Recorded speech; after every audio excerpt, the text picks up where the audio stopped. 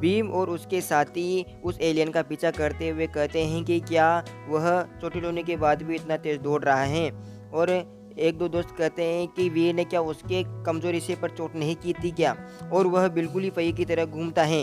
वो दौड़ते हुए ऐसी बात चिल्लाते हुए बातें करते हुए जाते हैं उस एलियन का पीछा करते हुए। जब वीर उन सभी की बातें सुनता है तो सीने पे अपना दर्द काबू में करते हुए सोचता है कि जहाँ तक मुझे पता है मेरे तीर से वह एलियन घायल हो गया था, ज़्यादा नहीं तो उसको ऊपर वह उस तीर का ज़ेर चढ़ना तो चाहिए था, अपंग भी होना चाहिए था, लेकिन उसे कुछ भी फर्क नहीं पड़ा। तभी उनमें से एक आदमी जंगल की तरफ इशारा करता हुआ बोलता है, अगर हमें उसे पकड़ना है तो उसका पीछा करना ही पड़ेगा, समय बर्बाद करने की जरूरत नहीं है। और सभी लोग उसका पीछा करने के लिए तैयार हो जाते हैं। जब वीर उस एलियन का पीछा कर ही रहा था तो उसके दिमाग में अनाउंसमेंट होती है कि आपने सीक्रेट लेवल का एलियन का शिकार किया है। जब वीर को यह घोषणा मिलती है तो वह एकदम ही चौंक जाते हैं कि ये क्या हुआ। जब वीर के एकदम से हालचाल चेंज हो जाते हैं तो भीम वीर से पूछते हैं कि क्या हुआ। तब वीर उसे बताता है कि स्केल्ड आर्मर वाला एलियन मर गया है।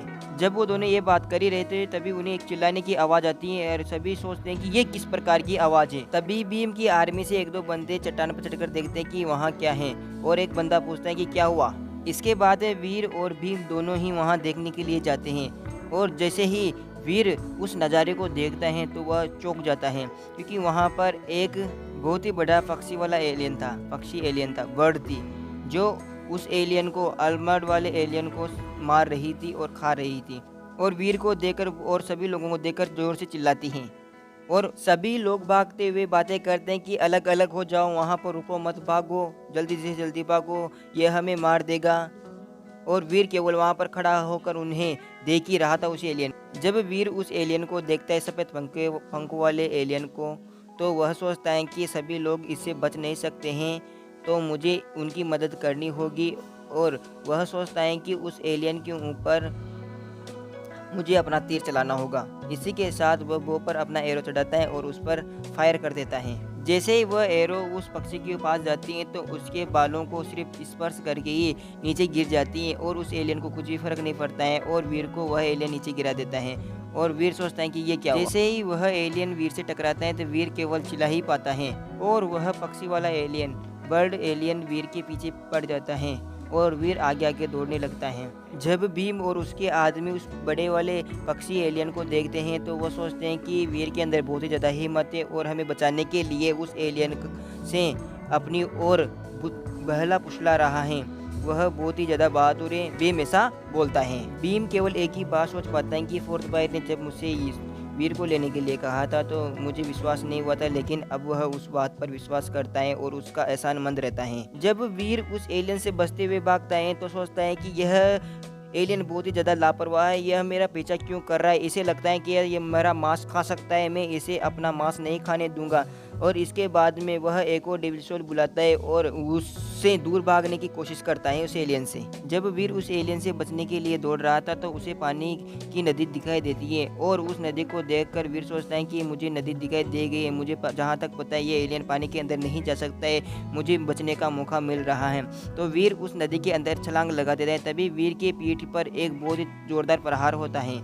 जब वह एलियन वीर की पीठ पर प्रहार कर देता है अपनी चोंच से तो उसकी पूरी हड्डियां तगा दिखाई देने लगती हैं और वीर चिल्लाने लगता है। यह एलियन अंदर नहीं आ सकता तो अपने पैरों से ही, पंजों से ही मेरे ऊपर हमला कर रहा है। मैंने कभी उम्मीद नहीं की थी कि इस प्रकार का भयानक एलियन मेरा पीछा करेगा।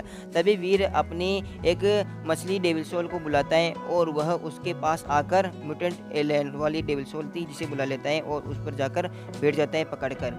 और वह सोचता है कि मेरी पीठ पर बहुत ज्यादा खून निकल रहा है और बहुत ही ज्यादा घायल हो गई है, ऐसा वीर सोच रहा था। और वह पानी के अंदर गहराई तक चला जाता है। इसके बाद में अचानक से सीन शिफ्ट होता है और हम तांजेली और ली फेंग के घर को देखते हैं, जहाँ पर ली फेंग अचानक से हंसने लगता है। तो तांजेली ली फेंग से कहता है कि तुम क्यों हंस रहे हो, एकदम ही पागल जैसे लग रहे हो। वह लड़ाई के बारे में सोच रहा था और आगे होने वाली जो तरीके हो रहे थे उसके बारे में सोचते हुए वह हंस रहा था, ऐसा वह तांग जेल्यू को बताता है ली फेंग। तभी तांग जेल्यू कहता है कि जहाँ तक मैं सोच रहा हूँ क्या आप डॉलर और आपके युद्ध के बारे में सोच रहे हो। ली फेंग कहता है कि जहाँ तक मुझे पता नहीं है कि गॉड फाइट में डॉलर किस स्थान पर होगा। लेकिन अगले साल गॉडफ्राइड की इस किताब में उसका एक पूरा पृष्ठ उसकी वर्णन के लिए ही भरा होगा। के बाद में व्यू चेंज होता है और हमें एक लड़की दिखाई जाती है और वह किसी से बोल रही थी कि उठो उठो, वेकअप, क्या हुआ, क्या तुम मुझे सुन रहे हो। तभी हम देखते हैं कि वह किसी और को नहीं, वीर को ही उठा रही थी, जो बहुत ही ज़्यादा घायल हो गया था और बेहोश हो गया था। फिर वह लड़की वीर को बताती है कि मैंने आपको एक जड़ी बूटी खिलाई थी जिससे आप जल्दी उठ गए। फिर वीर उससे पूछता है कि क्या मैं आपसे पूछ सकता हूँ कि मैं कहाँ हूँ। तभी हमें किशन गुप्ता आगे बोलता हुआ बताता है कि आप हमें नदी के किनारे मिले हैं और आप बहुत ही ज़्यादा घायल हो गए थे और मरने की अवस्था में थे, हमने आपको बचाया है।